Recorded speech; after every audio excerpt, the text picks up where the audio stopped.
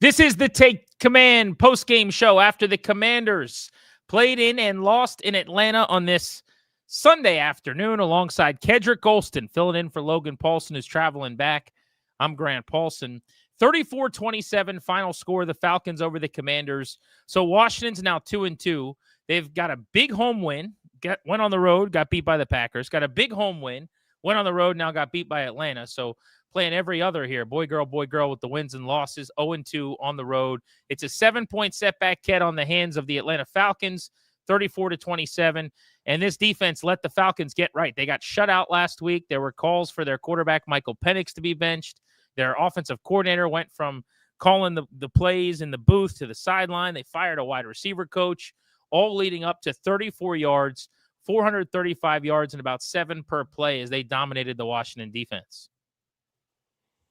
Yeah, obviously last week there was talks about is Penix the guy? Should they go back to Cousins? And they made some staff changes, and then they got the result that they wanted. I thought, looking how they played last week, talking about the Atlanta Falcons, and this week, man, they really simplified it for him, and they leaned on their running game like they did early on in his career, and did a great job of inserting blockers with condensed formations, and really forcing the really aggressive Washington defensive line to stay disciplined. And even when the defensive line was up the field knocking the offensive linemen backs, they created some vertical seams that Bijan Robinson and Atlanta's Falcon running game took advantage of. And then from that, they came back with the play pass and really just kind of did what they wanted to do, play in and play out against the Washington defense. Do you agree with my premise? When I look at this game, there's so much made about the injuries this week for Washington. I didn't feel like they really proved to be overly problematic. I understand I would have liked to have had Will Harris, the starting safety on defense, and Percy Butler might have helped and made a little bit of a difference playing a lot of downs at safety as well. But by and large, the front seven was intact. I mean, that was kind of the issue here. At the line of scrimmage, they gave up 130 rushing yards to 2 tailbacks. They didn't get enough pressure on Michael Penix. And for the most part, in coverage, Marshawn Lattimore, who gave up some things on the outside, some of the stuff we saw down the field, that was against players that are starters here. So I kind of thought offensively, you don't have McLaurin, you don't have Jaden Daniels, you don't have John Bates, you don't have Noah Brown, and so forth. I thought they were plenty good offensively, Kedric. You scored 27 points on the road, and it honestly could have been more. They settled for the field goal at the end early just to try to get an onside kick. But it could have been another 30-point performance, 70 points with a backup quarterback in 2 weeks. They didn't even get to run their 50th play until that kind of garbage time final drive because they couldn't get off the field on third down defensively, giving up over 50% conversion rate throughout most of this game to Atlanta. I thought the offense did enough with Mariota and all the injuries. I didn't think that was really the big problem. Yeah, I mean, going into a game, you scored 27 to 30 points with Dan Quinn and how that defense has been playing. So do you expect to win that football game, especially given the injuries? Obviously, when Jaden's out there on the field, Mariota did a good job. There was probably a couple plays he probably wishes he had back in that game. But when Jaden's out there, they obviously have super confidence that a play is going to be made, and they have been made. So from that standpoint, I think when you look at from the defensive standpoint, not having Percy Butler, maybe some of the communications out of those stack formations where the Falcons were passing the ball at, you could sense a little bit of frustration in the secondary about guys not being where they should be. And that's really a communication thing with guys not having those reps with one another to kind of sort out those bunch formations. And you saw Atlanta kind of go to that early and often and make the completions and obviously the third down conversions. We'll get to Washington's offense and go through some of the specifics on that side of the ball. But to stick with the theme on defense, from a pass rush standpoint, they had the 1 sack from Frankie Louvu. It was his first sack of the season. He actually, I thought, had his best game. He was pretty active, 8 tackles. He was pretty violent coming downhill in the running game as well. But that was the only sack defensively for this group against Michael Penix in this game. If you look for hits on the quarterback as well. I mean, it was kind of slim pickings in terms of TFLs. Bobby Wagner, Louvu, Lattimore, Armstrong, Kinlaw, Payne, Goldman all ended up with 1. They did some okay things in the running game. But what did you make of the lack of pass rush, and what did you see in that regard? Early on with this type of run scheme that the Falcons was running, they were ahead of the chains. You know what I mean? So they never really had to get in a true drop back passing type game, which when that's when the sacks come. So it was a lot of pistol formations, max protection, so on and so forth. But the Falcons kind of dictated what it is that they wanted to do to the Commanders' defensive line. And so when you are able, from an offensive standpoint, stay ahead of the sticks, not getting second and longs and third and longs, as a defensive lineman, you have to kind of change your mindset because you still have to honor the run and might not be able to get the type of jump you need as far as rushing the passer. So, you have to. I mean, we all have heard the saying, you got to earn the right to rush the passer. Today, those chances, really didn't present themselves because of the early down production that the Falcons had. Yeah, Kedric Golston in for Logan Paulsen. Really, really smart point in terms of them being ahead of the sticks. It felt like they were in 2nd and 6, 2nd and 5 a lot in the first half. They were in 3rd and 2, 3rd and 3 constantly. And then Washington a couple of times finally started to get them in 2nd and long. But look at what they did on 2nd down after a negative play in this game. 2nd and 17, they got 14. 2nd and 16, they got 43. 2nd and 13, they got 15. 2nd and 12, they got 12. 2nd and 12, you get an incompletion, but there's a defensive flag that gives you a first down. So the couple of times as the game went on where you win on first down, that kind of earns the right that you just referenced, right? Now I can rush the quarterback.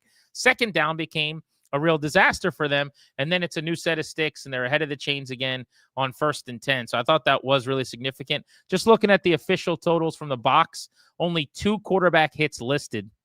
Luvu had 1 and Armstrong had 1, in addition to, the 1 sack, right? And that's the quarterback hit for Luvu. So one other time did they touch Penix in this game, which to me, like, that would have been my entire theme here. I don't know if you got to bring extras, 5's a dog, 6 is a blitz, Joe Witt dialing it up, or if it's just 4 getting home, kid.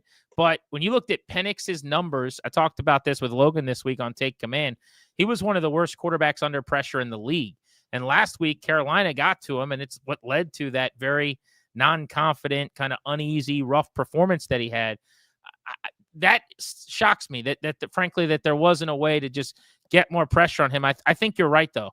I think the way they ran the ball early and the fact they were in manageable down and distances, it just kept Washington from being able to pin their ears back and kind of force them to hold on to the ball. The other thing was on the back end, it seemed like he was throwing to wide open guys all game long. I mean, it was a lot of 5-10 intermediate stuff, but they just seemed to be a step ahead of Washington. There were a couple big time throws, couple of big catches in coverage, but it was a lot of, air in the defense. It felt like more than we've seen. Yeah, I mean, I think they did a great job talking about the Falcons of doing a lot of offensive stuff out of condensed formations.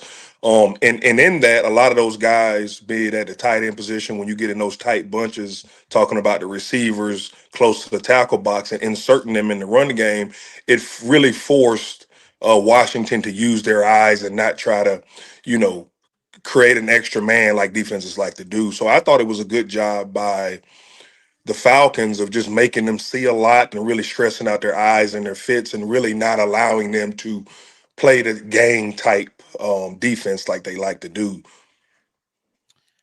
Kedric Golston, Grant Paulsen take command. Logan traveling back. We'll get his film breakdown coming up on Tuesday, and then we'll start looking ahead to the Chargers, who incidentally just lost for the first time this season to the New York Giants. So undefeated LA loses to a debuting quarterback in Jackson Dart in New York. I don't know if that's a good sign or a bad sign for Washington that they're going to be mad and coming off of a loss. I will say they were already without their left tackle who's out for the year, and their all-pro other tackle, their right tackle, Joe Alt, was hurt in this game. X-rays were negative, but it seems like a fairly significant injury in terms of timeline. So maybe Washington will be taking on a Chargers team without either tackle, which I guess from an injury standpoint could be good news. One other thing before we go to the offensive side of the ball, I wanted to just talk for a second about Bijan Robinson and what a good player he is.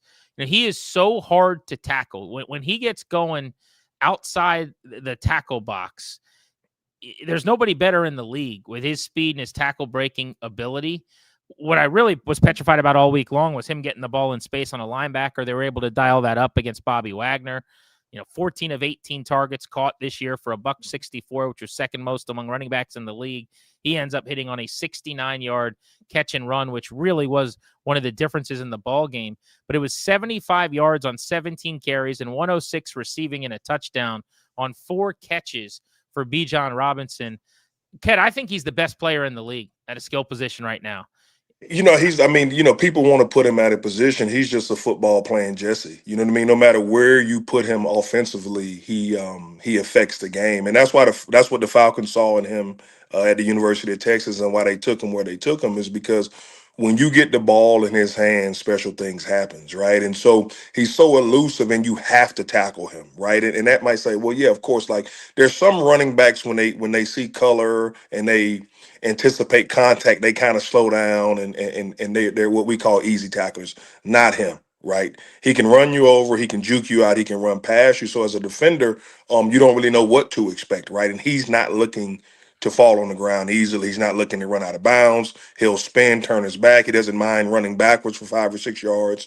And then in the pass game, he's a matchup nightmare. You know what I mean? Because who do you put on? Who do you put on? A linebacker, but sometimes linebackers can't run with him. And then as far as DBs and safeties, are they strong enough to kind of handle him? So he's definitely an X factor for that Atlanta offense. And when they're scoring points, he's getting the ball and having the type of day that he had today. On the season coming into this game, 159 of his 239 on the ground had come outside the tackles, second most in the NFL. And on those plays, he had the fifth highest mark, 4.2 per carry after contact. 139 of those 159 had come after contact, outside, out wide. It just tells you, like, you're not getting him to the ground by yourself. To your point, he's going to run through the first, even sometimes the second tackle. And I worry about Washington defending those types of teams as the year goes on.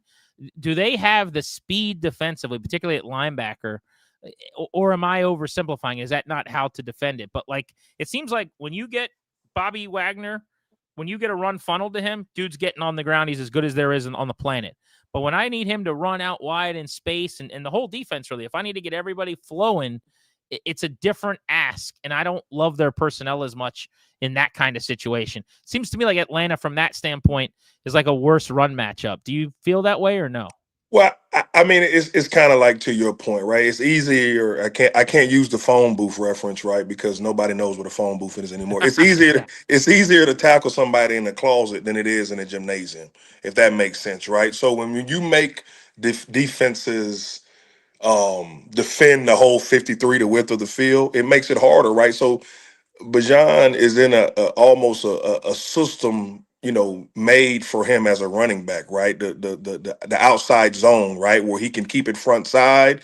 If the linebacker is too slow, or if the linebacker's over pursue, he can put his foot in the ground and get vertical and cut the ball back, right? So he has multiple options on every time he touches the ball. Not to mention the Falcons did a good job of inserting blockers into the line of scrimmage. So now he has the option to keep it front side or backside, but he can also run off of butts when they insert them into the line of scrimmage. So any defense, any linebacker would struggle when you're not able to kind of set the edge, right? And when I say set the edge as a defensive player, is you have to stop the offensive line, right? You have to create a roadblock, create a traffic jam in order for the running back to slow his feet down and force him to make a cut before he wants to. If he's able to pick and choose when he wants to cut the ball up or cut it back, then it's going to be a long day for any defense. And it was just, obviously today it was the Washington Commanders.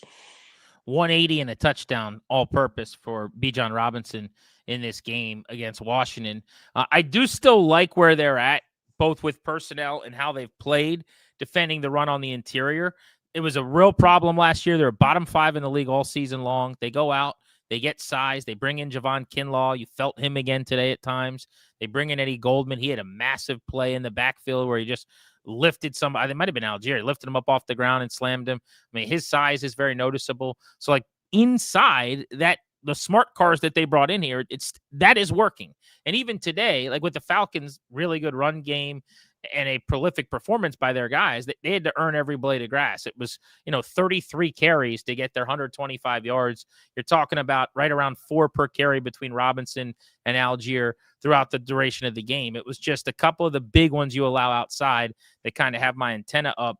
The other guy that gets going for them is Drake London. And it just felt like at times it was a little too easy for him. He had 8 catches on 10 targets, Ked. He gets paid too. This is a good football player. 110 yards for him in week 4. But if you look, they had him out of the slot on the left. They had him out of the slot on the right. They had him boundary right, way outside. I don't think he ever really lined up much deep to the outside and went down the field. Most of his stuff, I'm looking at his routes right now, was run between the line of scrimmage and about 8-9 yards downfield. That's kind of how they used him. He caught one kind of dig deep over where he actually started out kind of toward the backfield. And then he had one out and up where he toasted Marshawn Lattimore deep down the field and caught, a deep shot that they hadn't thrown a lot of. But what did you see? What was the plan? Like, how did they try to defend London from what you saw? Well, I think they made it really easy for Penix, right? When you're able to run the ball, and we talked about 4.2 yards a clip, a few of them that squirted out, but it forced you to get into heavier boxes, 8-man boxes, right? Which means you're getting simpler coverages on the outside. The first out and up, I mean, Lattimore's a good football player. He's aggressive. You want that. He's got to be more disciplined with his eyes. In order for that not to happen. He's too good of a player to allow that to happen. But like you said, London's a good football player as well. But the Falcons was efficient enough in the run game so that they were able to pick and choose their spots when the coverage allowed for them to, essentially pitch and catch the ball and kind of just march it down the field. I think Penix had a career day, over 300 plus yards. So that speaks to kind of everything we've been talking about. He didn't get pressure. He was comfortable. They were super efficient in the run game. And when it was time to let the ball rip, he let it rip, and the receivers made plays for him. Yeah, and for a team that had not pushed the ball down the field at all with his big arm, air yards in this offense had been few and far between. He connects to London from 43. It was a, mostly run after the catch, but a 69-yarder to Robinson. They got him loose in the flat. 26-yarder to Pitts, 19-yarder to Casey Washington. Mooney had a 15-yarder down the field as well before he got hurt pretty early in this game. So they spread the ball around. You mentioned Penix threw for 300 on the day overall, 20 of 26 for 313 and 2 touchdowns. And I remember a drop on the first throw by Ray McLeod. So easily could have been, 21 of 26 for 315 or so for him. The interception was bad. And we should give the Commanders a little bit of credit here, I guess, because that was their first takeaway of the season in quarter number 14 or whatever that was. Yeah. It took game 4, but Sanders still seemed like he read him pretty well. He was kind of dropping, zoning, goes up the ladder to make the catch. That's one Penix wants back big time because it was at a point of the game, too, where Atlanta really could have taken control. Washington gets the ball back, kicks a field goal, and it's a one-possession game. Yeah, for sure. I mean, when you look at it, it was the right read. It was just poor execution on the throw, but you'll take those for the Commanders' defense, and it really, kept them in the game and allowed it to kind of be interesting, at the end. So, that's football games. And one thing you can say about the Commanders is they continue to fight. They continue to try to go out there and scrap around. And so, I think, like we talked about the last time I was on with you after the Green Bay loss, right? It's still early in the year, right? 2-2, right? 50-50. But there's some bright spots to look at to really be, optimistic about the future. We need to get you a win to talk about here, kid. I mean, Logan gets to do the post games at home. He's got 2 victories to break down. That's easier. Kid's got to sit here and chop it up after 2 L's so far for the 2-2 Commanders. Last defensive question, and then we're going to go to the offense. Is there anything that you're seeing, or was there anything in this game that you worry about, like longer term sustainably? Like I'll give you my one, and you could either blow me out of the water, tell me I'm wrong, or give me a thought on that or whatever you've got. But I continue to wonder about Lattimore as their corner one and as a shutdown guy. I think he can play. I think, the idea that he's like washed or what fans try to say, I think it's way over the top. You want everyone to be perfect at that position, and it's just not reality. But they did pay him like an elite corner. They traded for him. They said this offseason they thought he could be a legitimate shutdown one. I don't think he's at the level he was when he was an all-pro with New Orleans. That's not necessarily a hot take, but I do hope they can get more out of him going forward, because when you watch him, this should be a matchup, like a big, physical, not a twitchy or explosive, speedy receiver like a Drake London. This should be the kind of matchup, honestly, where Lattimore eats, like the Mike Evans type guys over the years. And so that's something as we go forward I'm monitoring. I don't necessarily love. I also worry about them covering pass catching backs. And today did not quell my fears there with the personnel they've put together. What's something on defense that you're kind of monitoring going forward? Yeah, I mean, I think the latter more. I mean, I think it's obviously when we got him, he was injured, he was banged up, right? And there's a little bit of a learning curve as far as what he did in New Orleans versus what Coach Quinn and Joe Witt Jr. are asking him to do. But like you said, man, at this day and age, man, with the passing game being so efficient, right? That one double move to out and up that London got, I can guarantee you he wants that one back, right? He's covered that route in his sleep. And so it's just going to take him, a little bit more strain, a little bit more eye discipline, just to realize, he's too good of a player to allow that to happen. You know what I mean? I don't worry. Obviously, Bobby Wagner's still playing at a super high level, right? And if he wasn't in year, 15 or 16, I don't think, you know, when you're a Hall of Fame type player, right, and you get older in your career, these type of things happen. But he's still out there playing every single down. I think he does well in coverage. But obviously, Robinson is a matchup nightmare for anybody. You know what I mean? You tell me a Yeah. linebacker that's going to be able consistently to cover him down in and down out. I'll tell you that's a defensive coordinator that is probably going to get a lot of not nice words from the linebacker that has to cover him, because at the end of the day, if he was that good of a cover, he'd be playing safety or defensive back. All good. The thing that excitement's the wrong word, but this staff, this organization has proven that they're going to play the best players, right? And so if there's another guy in that building that can step up at any position, they're going to put him on the field, right? And so as of right now, we have to trust that this is the best that they have, and these guys are doing what they're supposed to do. If not, uh, Coach Quinn and the staff are going to find whoever that is and put him out there. And that's one thing that you can say about them is they're loyal to the team and playing the best people. That's a really good point. I mean, we saw for the second time in as many weeks, Chris Paul, a 7th-round pick by a different regime, get the nod over their 3rd-round guard, Brandon Coleman, based on the competition that's ongoing at guard. They really like what they've seen out of Paul. I thought he played well again, first blush. I'll have to go back and watch. All right, let's pivot over to the offense. So I want to start with Mariota. Agree or disagree? To me, the game he played was exactly what you ask him to do basically as a backup. He has the one interception. By the way, it was his first pick in 83 pass attempts as a Washington Commander, and it was the only interception still in closing in on 100 pass attempts with the team that he's thrown. He overshot Jalen Lane. It was pretty open, actually, on a deep ball in the end zone, kind of led toward a deep safety, and the interception was on the QB maybe. We'll have to go back and see if anybody says otherwise or if Lane saw something different than the quarterback, but you take that play out of it. What else do you want from Mariota here, Ked? I mean, he runs for 20 yards. He's 16 of 27 passing for $160 and a couple of touchdowns. He responds to the interception coming down the field on an amazing 11-play, 76-yard drive with a dime. He drops into Deebo, 24 yards.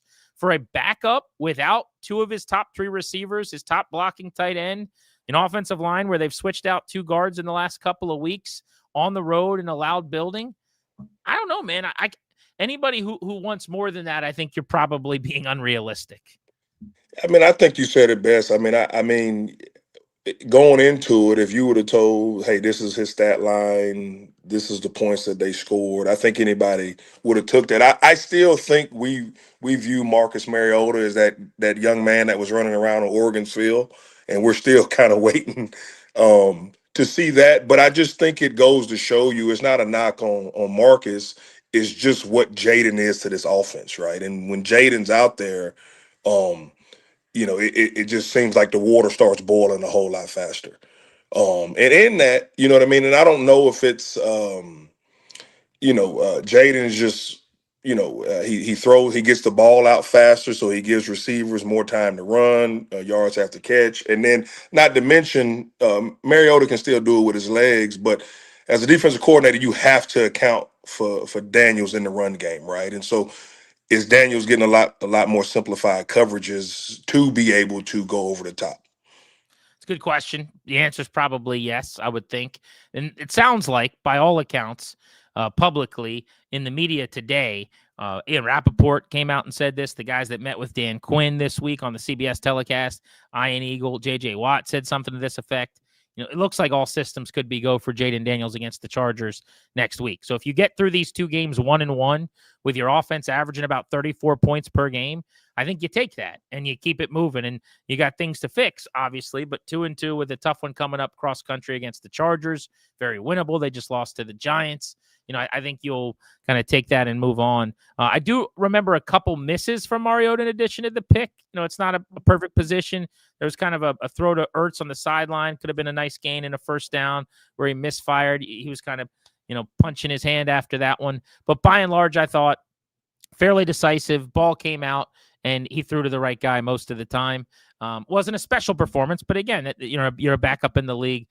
Ceiling is going to be lower. Ideally with him, the floor is pretty high. And today I thought that was the case. He did have to hold on to the ball longer in this game. I thought Atlanta did a good job taking a couple of first reads away.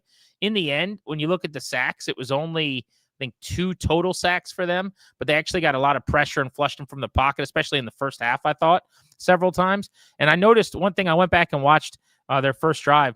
They use that little concept where just to steal 5 yards, it's like a little pop pass where Ertz just kind of, runs a quick little in against zone and just stands there. Yep. And the Falcons took that away multiple times where Mariota kind of came up, not even a 3-step, looked for Ertz to steal those 5 yards, and it's not there. And then he kind of flustered, pulled the ball down, has to move around. So Atlanta had a decent plan to kind of force him into some second looks too, which I give him credit for. Yeah, I mean that you have to do that, right? I mean, when you go and you study and you break down film on the NFL level, you figure out the things the teams like to do, and you say, listen, if they're going to beat us, it's not going to be doing the things that they're most comfortable doing. The only thing that I think that I saw watching Marcus was whenever he scrambles, he always turns his back to the line of scrimmage.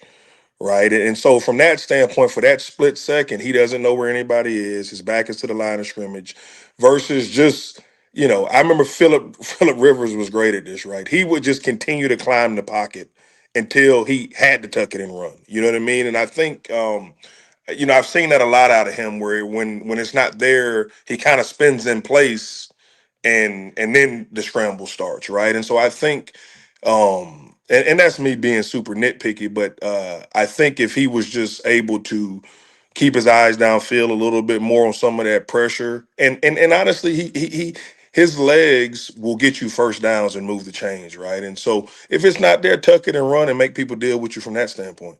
He had a 22-yard carry, Mariota did, keeping the football in this game on a long third down to kind of keep the chains moving. In fact, that was after back-to-back penalties, so it was a 1st and 30, and Washington ended up converting because of the long Mariota scramble on third down. Not very often you need 30 over 3 plays, and you go get it.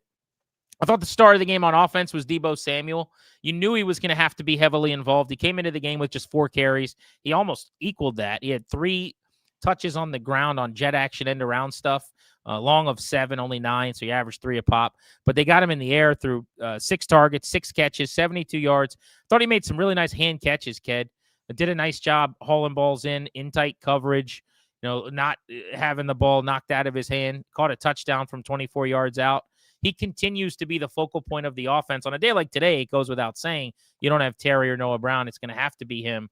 But it's pretty clear to me, Cliff's sits down at his desk each week, and he's trying to figure out, okay, how do I want this thing to look? The first thing he thinks about is, how do I get maximum Deebo Samuel involvement?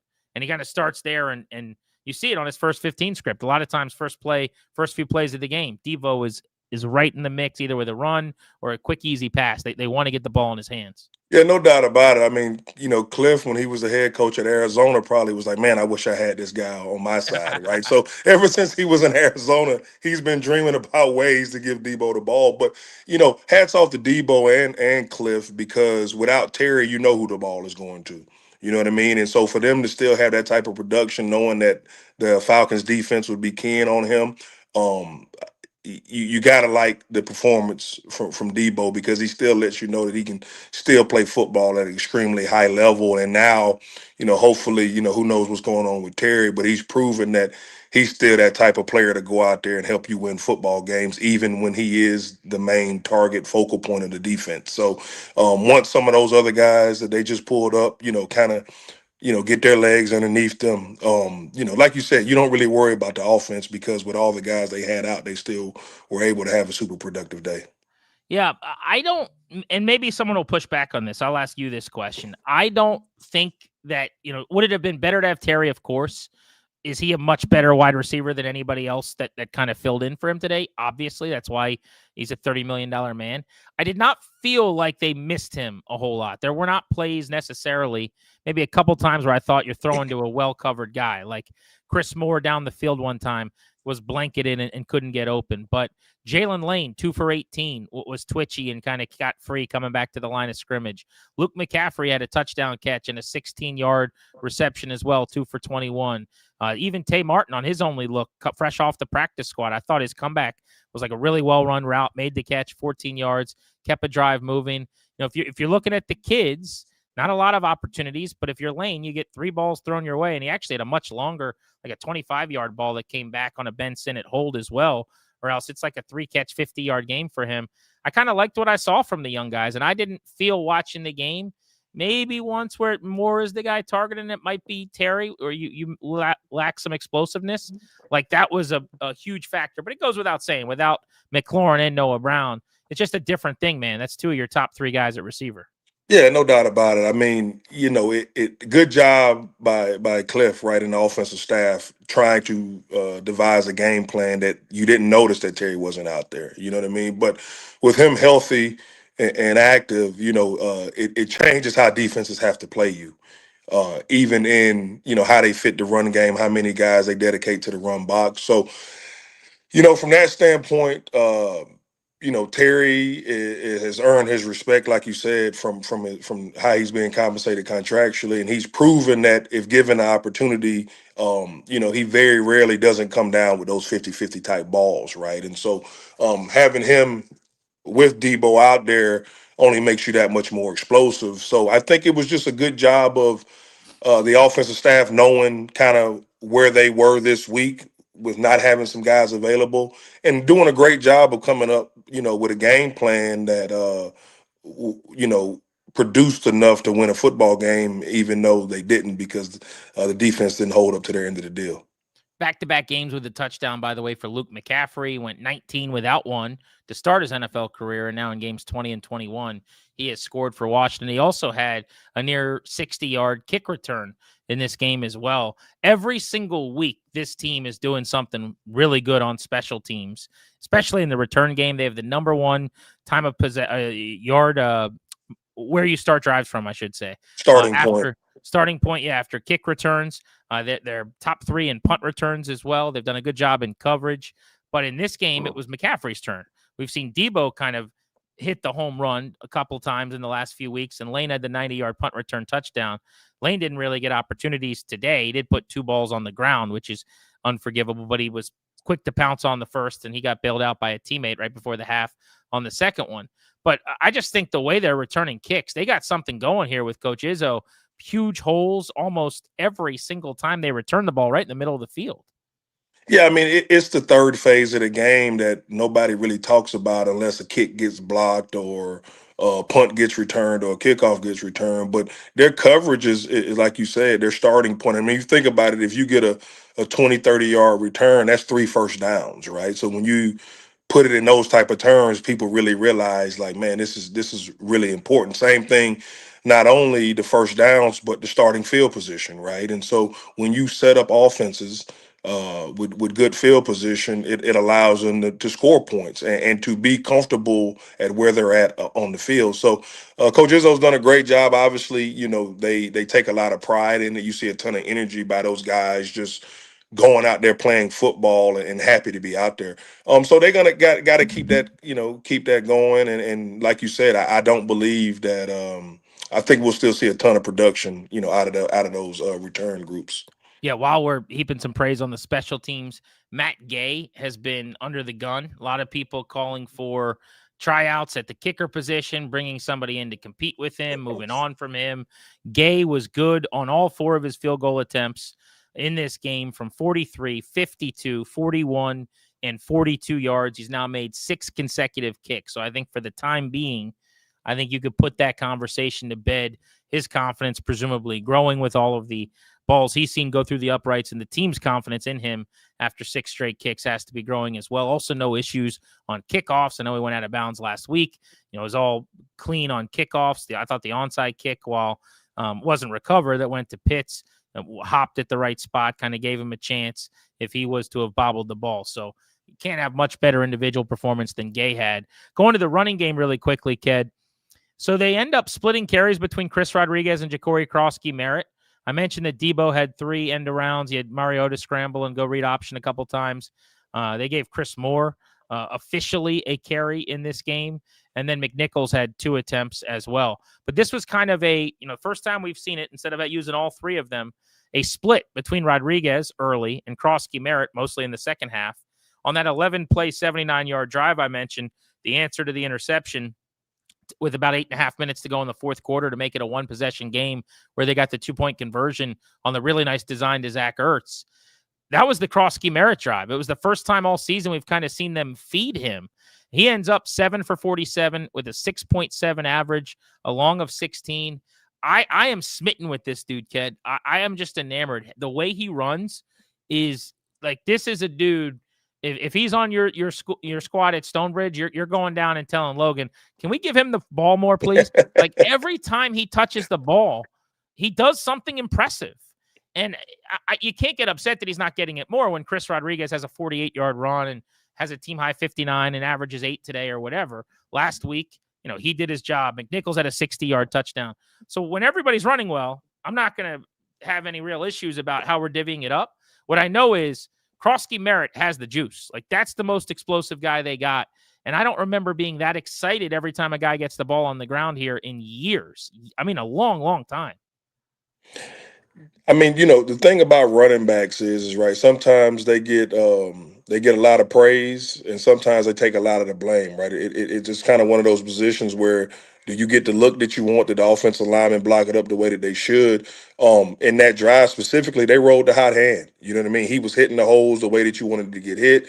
He wasn't. He was breaking tackles. He was moving the pile forward, and I think that just goes to, when people do the most with their opportunities, they're going to continue to allow them to get more opportunities to see what they do with it. Like you said, the running backs have been really good all year, right? And so there's only so many carries to go around when you got Jaden Daniels, you got McLaurin, you got Sanders, you got Ertz, so on and so forth.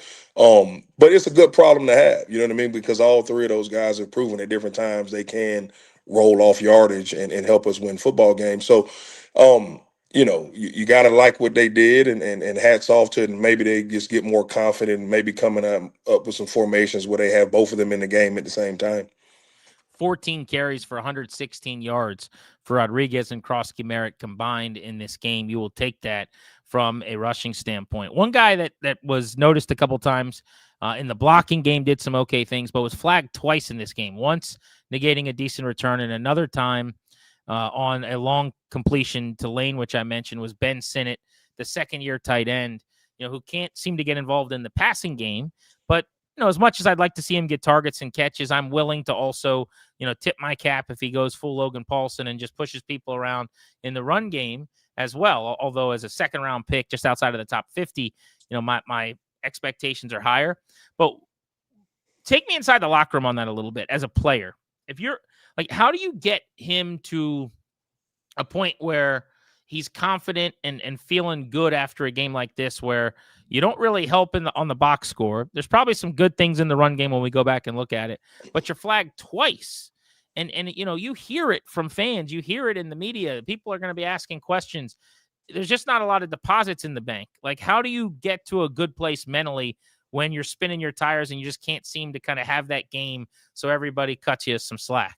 Well, I think, only the guys in that building will know, how does he go in and day out? Does he prepare? Does he watch film? Does he do extra work? Is he talking with defensive linemen, offensive linemen on how to do things, right? At the end of the day, he's a young player that's still developing, right? And so don't get so fixated on, the negative, because at the end of the day, it's just a fundamental breakdown on the whole. It was just a fundamental breakdown on the whole. And that stuff happens, I think, and you can't start pressing, wanting to be more involved in the passing game because, like you said, when your numbers call, you have to make the most of that. So, obviously, I know that environment over there is super positive. It's about accountability and being positive and fixing situations like this. But he's a young player who, you tell him to pick his head up and ask questions and continue to work because that's the only way that you're going to fix these issues that you have. But this game humbles a lot of people, right? And that's just as part of this process. And I can think of a lot of really good football players that struggled at times, but with the right mindset on their end and with the right program of development from the organizational standpoint, they'll be just fine. So that doesn't really bother me because if he was an undrafted guy, there wouldn't really be that much expectation. But because they took this guy with this pick, there's a expectations that people, fans, people in the media, so on and so forth, expect, but not understanding he's still a young player that is still finding his way in a whole new system in a whole new city, and maybe doing some things he wasn't necessarily asked to do at his college. Yeah, you just feel like, with 2 games having gone by without John Bates, and I know he's mostly a blocker anyway, but there was more opportunity here for a tight end to kind of step up and maybe get some looks. And he'll get through this, kind of without a target or a catch in these 2 games. All right, so they're 2-2. They've won at home twice, convincingly, by the way, by an average of like 15 points. They've blown a couple teams out they probably should have. The Giants in week 1 and then the Raiders short week after Monday Night Football flying cross country. But they handled their business. They obviously played very, very poorly in Green Bay. I'm not going to lump this game into that category. This was much more competitive. But defensively, twice on the road, it has not been very good. Big picture, as they get ready for the Chargers to fly cross country for their longest trip yet of the season, your thoughts and how do they get things right, especially on the defensive side of the ball?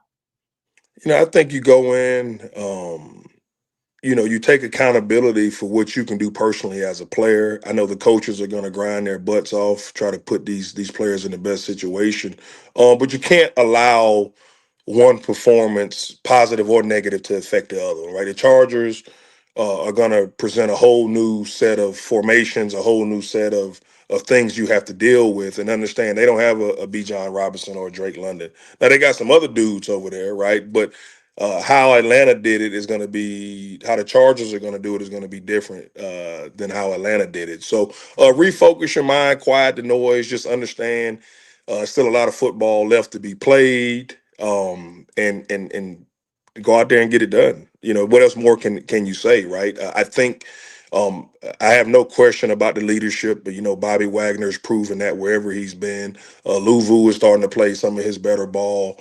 You know, I, they'll hopefully get some guys back on the defensive side that missed this game, and go out there and fly around. Yeah, it's going to be I think, a more winnable game maybe than people would have thought if the Chargers were 4-0 and it manhandled the Giants. You lose this game to a bad New York team, and I think you look a lot more like the Chargers of the last few years. They kind of ride the roller coaster that are really good sometimes and bad others. On top of that, Joe Alt got hurt. And as the game went on, Justin Herbert got pressured 50% of the time, despite a 2.5-second time to throw, which is lightning quick. I mean, that's getting the ball out. And so they weren't able to protect him now, down to backup tackles on both sides of the line. And I'm not a doctor, and we have no idea what's going to happen with Joe Alt, but he was carted off the field for x-rays that were negative. It's a high ankle sprain. It's really hard to imagine he'd be able to play in 7 days. So I think that this is a possibility for them to get a win that'll look really good on the resume, but they got to look a lot better defensively. They got to shore some things up in coverage, especially.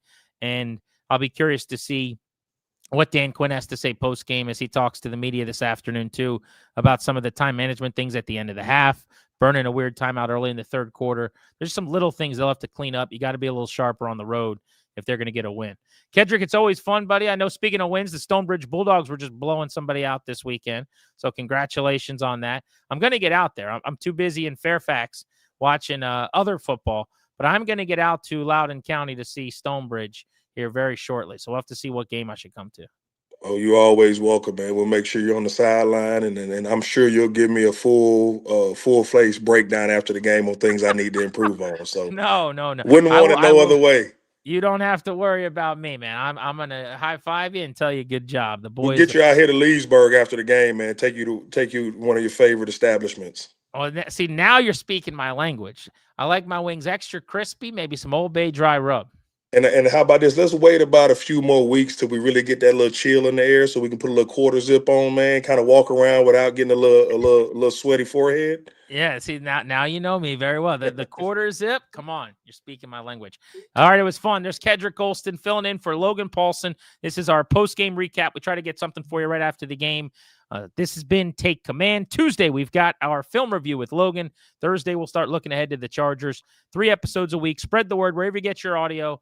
Download, subscribe, rate, review, do all that podcasty stuff. If you watch us, YouTube or Team 980, 1067 The Fan is the way to do that on YouTube. Thanks for checking us out. We'll catch up with you in just a couple of days. Commanders 2-2 after a loss in Atlanta.